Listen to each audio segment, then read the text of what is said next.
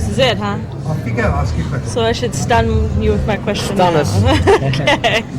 Well, I was wondering, you said you had a lot of religious undertones in your music, and I also find that you have a lot of sexual undertones in your music. And I was wondering if that came from any personal experiences, if any personal sexual experience, not with particularly one person or an encounter. Or any...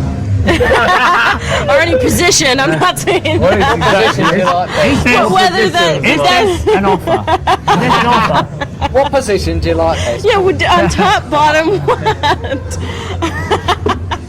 No, I was wondering if sex influences your music as much as the religion does.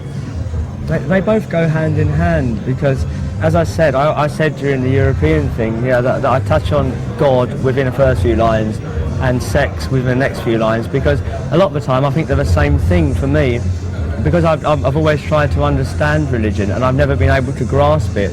The nearest that I can get to it and be able to comprehend something is sex. I can comprehend sex. I can comprehend sex. So it becomes a religion for me. It becomes a religion. Dr. Ruth. So it becomes a religion for me. What is it exactly you want? What I want?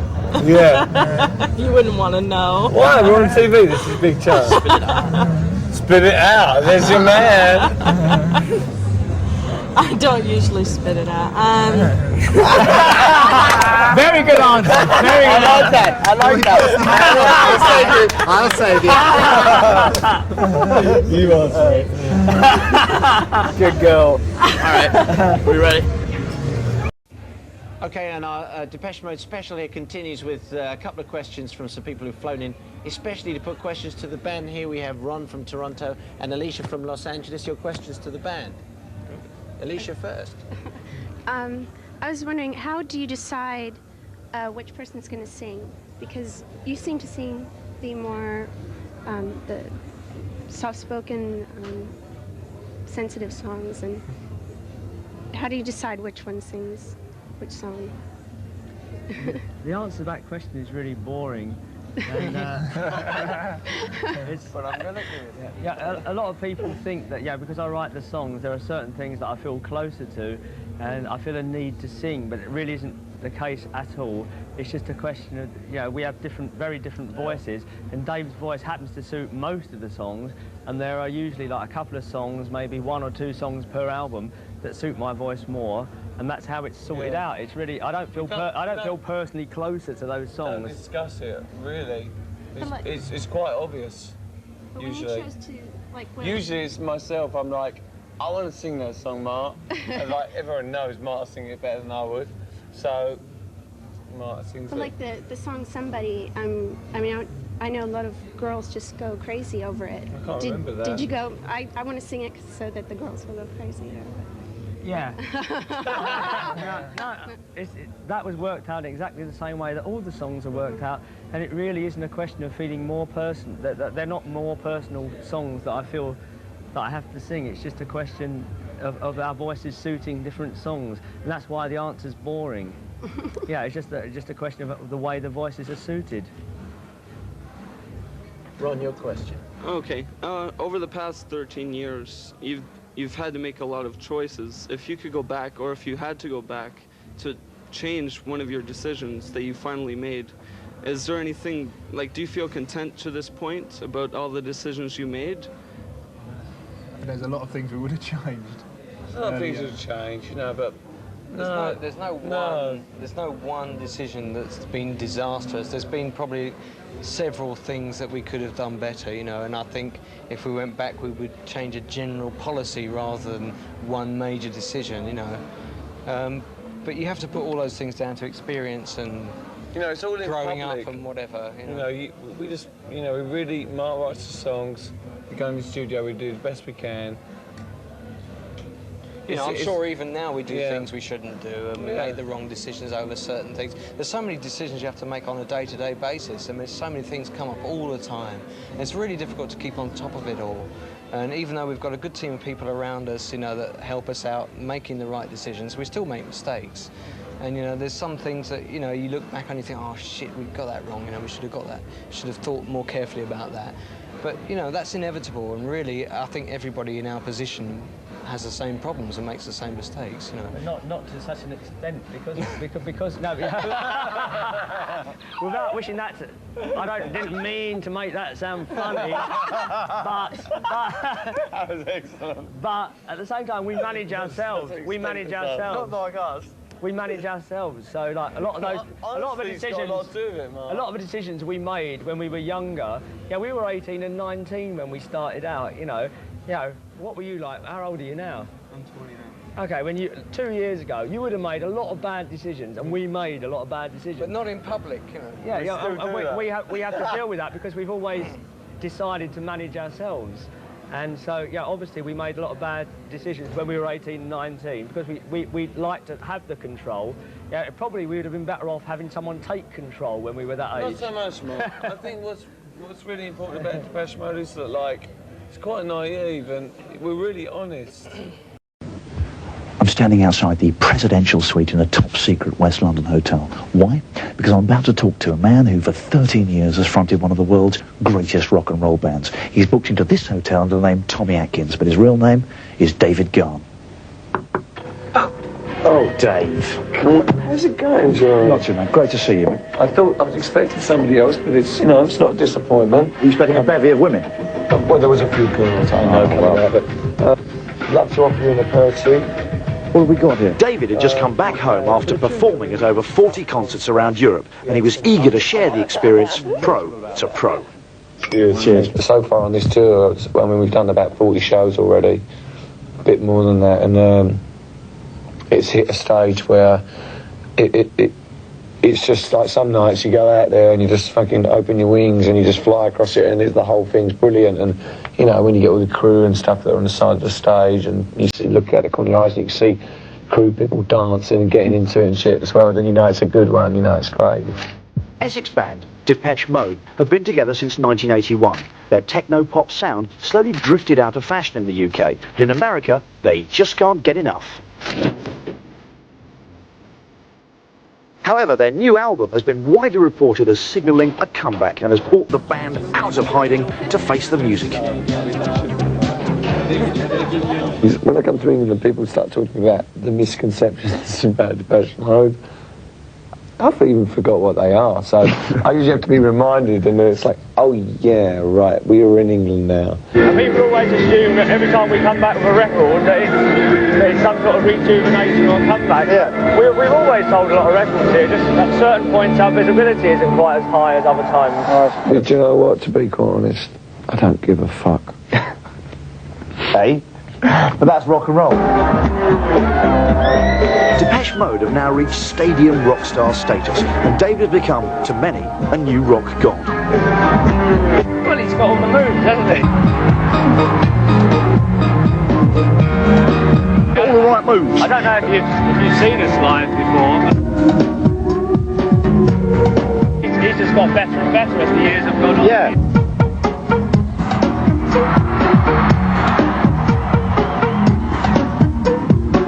Now we're flying out there, now my wings are spread. But there's always room for other potential rock gods to spread their wings. Dave said he'd like to see you taking kind of more of the spotlight. What do you think about that? I quite like it the way it is.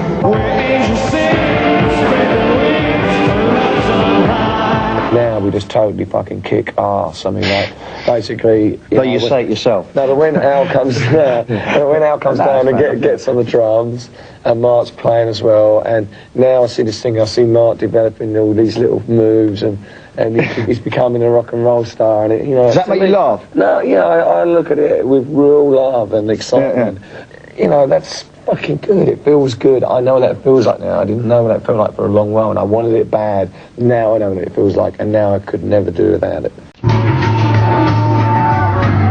Everybody's got wings. You just got to find them and open them. You know?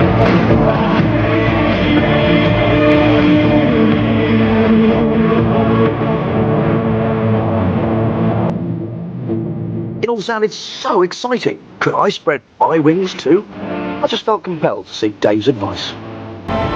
If I was going to become a rock and roll man, yeah, if I was just starting out now, I'm a rock and roll star. Okay, I was just going to say, any tips for me? Because I've got a good voice. Sure. What do you think I ought to do? I mean, I've got a good jacket here. It's obviously quite a nice jacket. I think it would lend itself to a concert setting. I would say get rid of the whole outfit. We went for a phase looking like that. And No good, huh? yeah, it's one of the ones we regret. So anything but that, I would say. Tip one. Tip one, tell the truth. If you want any kind of relationship to survive, if you want to be a rock and roll star, tell... It's for the kids. All the time. Okay, tip 2. Tip 2 is stay away from the drink and the drugs, you know. Okay, that's tip 2. Tip 3? Tip 3 is go out there and fucking rock hard. That's tip 3. That's probably the third and final tip. There you go. Get on with some rocking.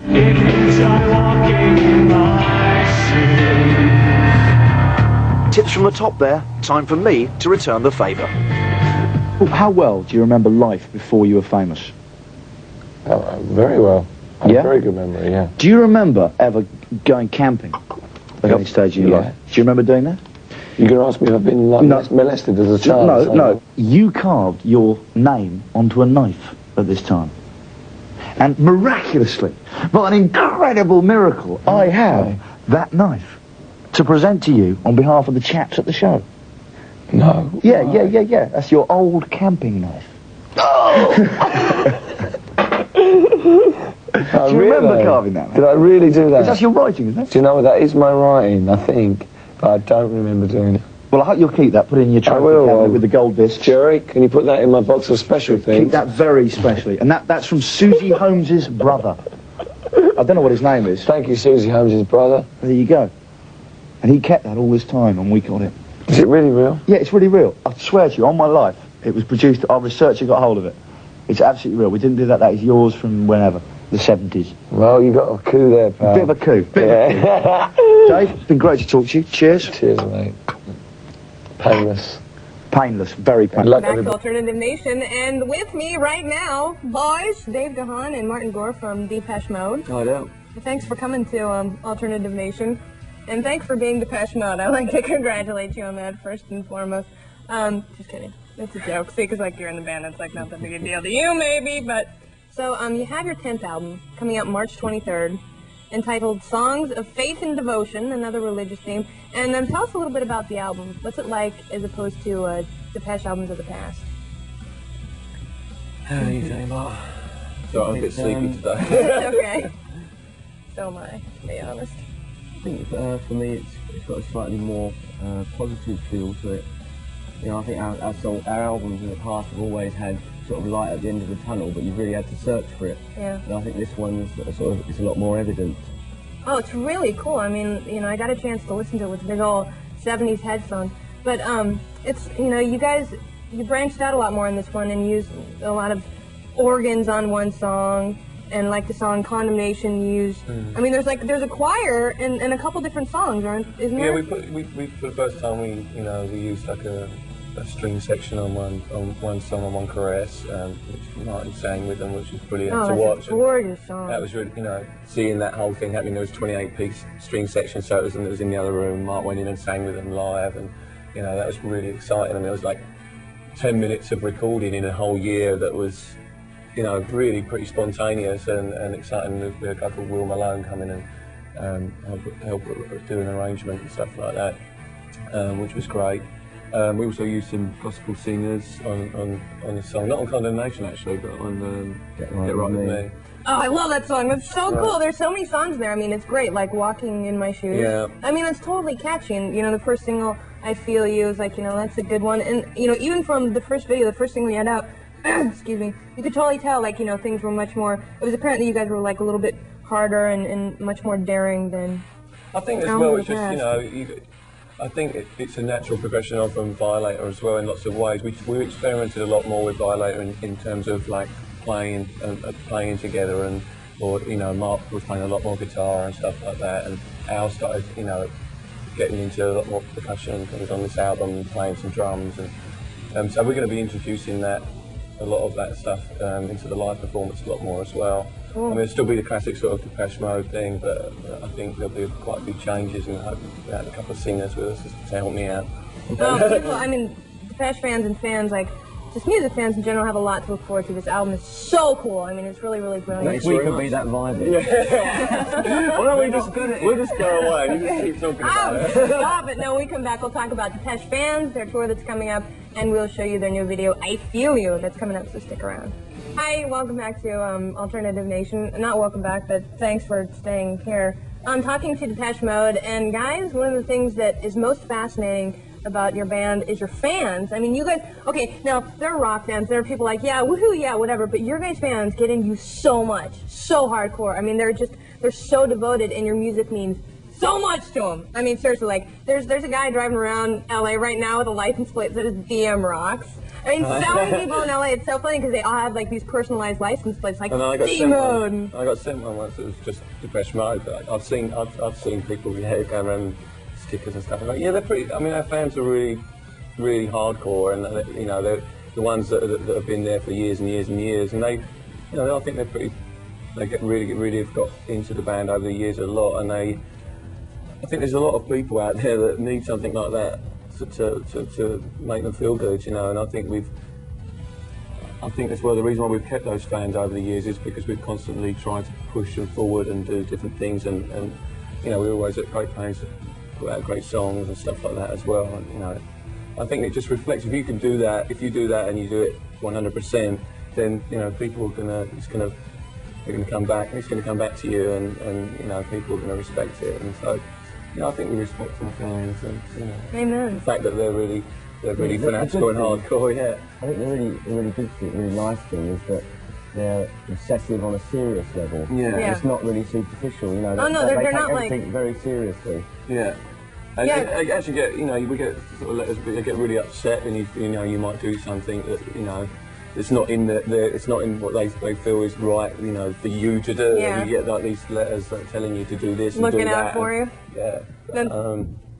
You know, but it's lately I've noticed. You know, I was talking earlier about you know, we've kept a pretty low profile for a long while, and we just recorded the album and everything. So that was all done, and then suddenly you know, you're on MTV again, and people start coming up to you, and so, you know, you walk Even with the beard and the hair, like, people recognize people. Now, so not before, Oh, yeah. no, but now, yeah, people, you know, come up to me, and it's like, oh, you're the guy from Depeche Mode, yeah, I really like singing. So that whole thing starts again, and you've got to, you know, you remember that, you know, you're in a band, and suddenly you can have all these people, and, you know, I mean, I get like letters and posted on my letterbox, and people come by and knock and sort of, hi, I just thought we'd come by and talk to you. It's like, yeah, oh, great, right, okay. That's cool. Well, I got a bottle of wine last week. Yeah, left on the doorstep. Yeah, I'm sure you were hating that, like, oh, damn, fan. That's really cool. It gets a bit weird then, and to be honest, I don't particularly like that. You know, you suddenly feel like you're really, you know, violated. And Yeah, well, I'm sure it can be overwhelming just because, you know, your music is so important to them,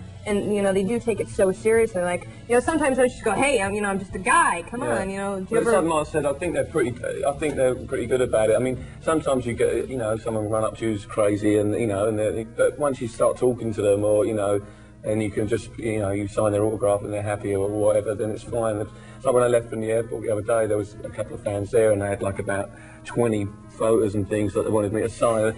And in about a year's time, I'll be like, you know, I'll just do one of them, like, bye. I stood there and I'd done them all, sort of thing. Oh, that's so cool. And they were really, really happy, you know, so they probably followed me from my house or something. Yeah.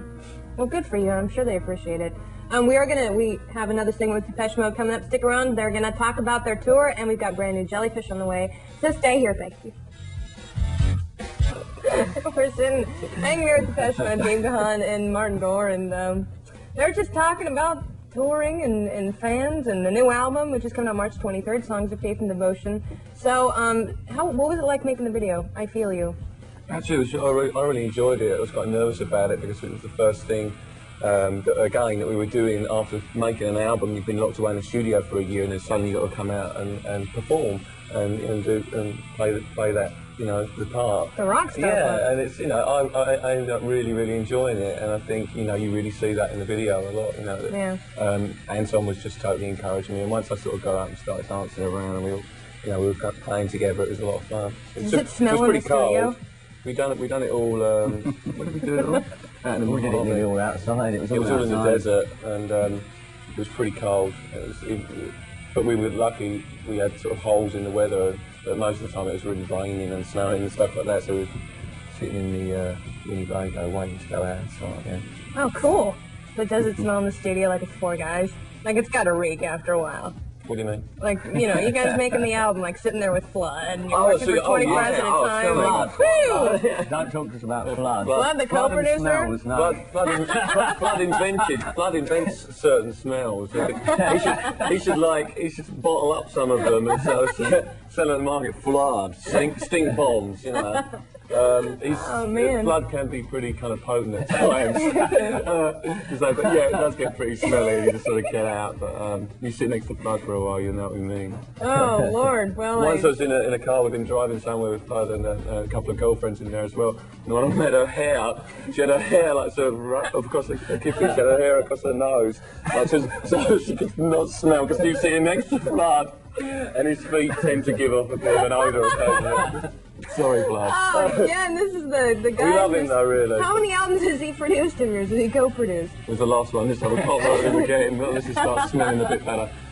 So the last Violator we started working with him. You won't believe the number of shoes we make him go out and buy. Actually, during making this album, I actually went out and bought him a pair of trainers and bought them back. I said, put them on, Flood, take those shoes off, they stink, and put these ones on. You insist on wearing suede and it's not the best thing. We're like his parents, like, Mom, we're getting foot powder and everything. You're only gonna hear it here. Depeche Mode, stinky producer. But you That's guys. the end of Flood's life then, isn't it? We just slaughtered Flood. Are you taking him on tour this fall?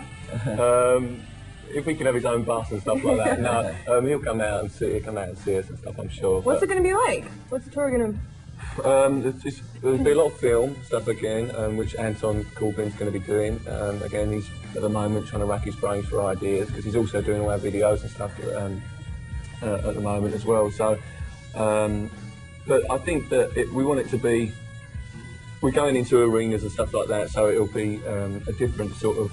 A lot of it will be different to the last tour, in terms of lighting and stuff like that as well. We've got a guy called Patrick Woodruff, who's a lighting designer, and he's working with Anton. So Anton's a lot more involved this time in the presentation and stuff, and there'll be a lot of his ideas in the set and everything as well. So, which is totally new for him and for us as well. And Patrick's going to help him out with all that stuff. So. Well, I'm looking forward to it. I'll go. I'm looking forward to it I'll too. buy a ticket. Very cool. Okay, look for Depeche Mode on tour this fall. The album Songs of Faith and Devotion comes out March 23rd.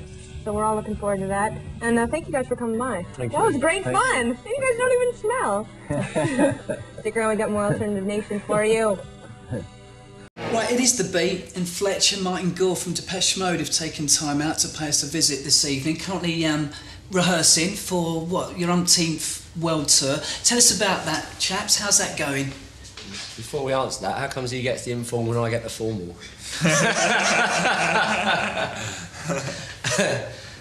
Well, yeah, we're just in rehearsals at the moment, and we start in just over 2 weeks. And it's going to be a very long one. What sort of frame of mind are you in at the moment? With, a year away in front of you? I think we're all very, I think it's at this stage you get very excited about the tour. We've been sort of like putting it together for the last 3 or 4 months. It's really, coming to the end of the rehearsals, we're playing well, it's starting to sound good, and it's all very exciting. We feel we can play a gig now, and we've just got a couple of weeks to go, and we know the crowds in Europe are really good anyway, so we're just quite excited about it all. And with this album as well, you've had some outside help, which I don't think really you'd had before. What was the sort of thinking behind that? Tell us about that. Well, in the past we've always had these sort of set rules where we just didn't use outside musicians, and we wouldn't even repeat sounds twice. But we just, our producer over the last couple of albums, Flood, has just sort of encouraged us to be not so narrow-minded. And on this album we used gospel singers, we used a pipe player, we used a big orchestra, and we just did some things that we don't normally do, and it turned out to be very exciting for us. So it was a bit of a challenge as well.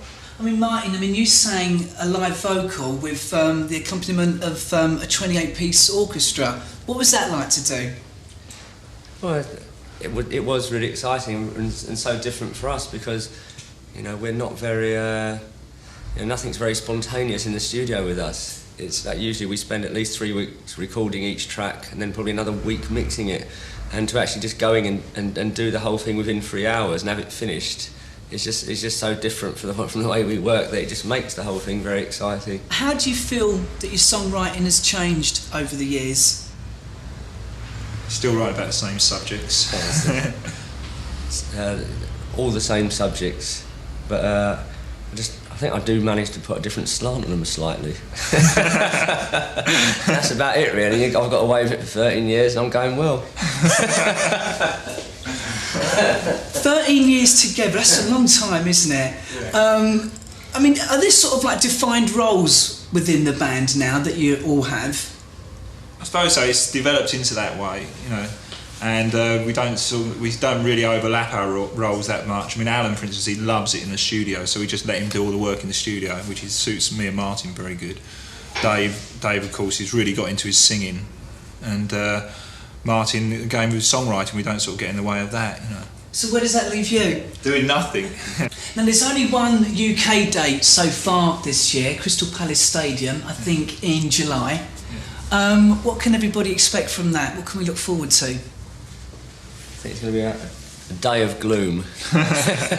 So far, Sisters of Mercy are definitely playing with us, and we just heard recently, I don't know if it's going to work out, but Einstürzende Neubauten are interested, so it could be a real sort of a gloomy day. I think it'd be a really good gloomy day. Right, if it's really cloudy. Really raining and stuff. We're aiming to make the doomiest gig in the whole of the summer.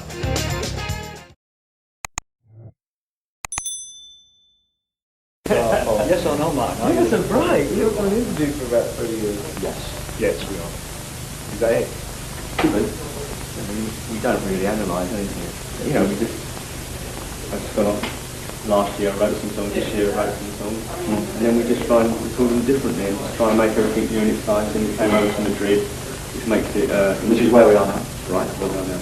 If you spend a year making a record, you might as well have fun while you're doing it. You've got to entertain yourself as well as entertaining other people. Do you consider yourselves to be entertainers? Yeah, of course. Why of course? Because we go on the road, we have a giant production show out with us, and we play musicals in front of thousands of people every night. I love to do that too. I love to show up and run around on stage and have everybody watching me for that little bit for 2 hours. And how many people can do that? Is that what entertainment is, showing off? Being an entertainer, showing off? Showing off something about yourself. You should know, Bob. You've been in the pop group before, you were in the pop group. It's a strange thing, isn't it? I've often felt that over the last 30, 40 years. Pop groups, young men coming together and having to live their lives together. That's odd, isn't it?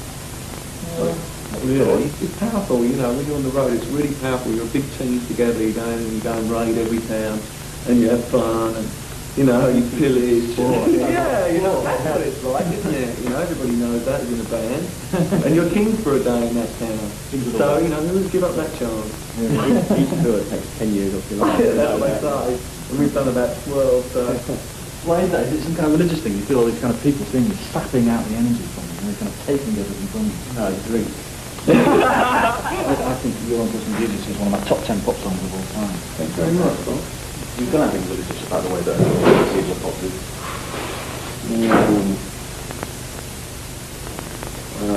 That's not for us to say, but I think we had a little bit, we can have calls on... let's turn it around. Do you sometimes feel that about groups you? Yeah, people like you, like Subtitles and things, Martin's been into for years, but now I can understand why, And what did Neil Young do to you? What was it about him that made it kind of exciting? It's real. He moves you. He moves you. He's real. He's totally real. Oh. Hi, we're Depeche Mode, and we're looking forward to the release of our new record, Songs of Faith and Devotion, and hope all you guys out there at Music Plus are with us as well. Thanks, cheers.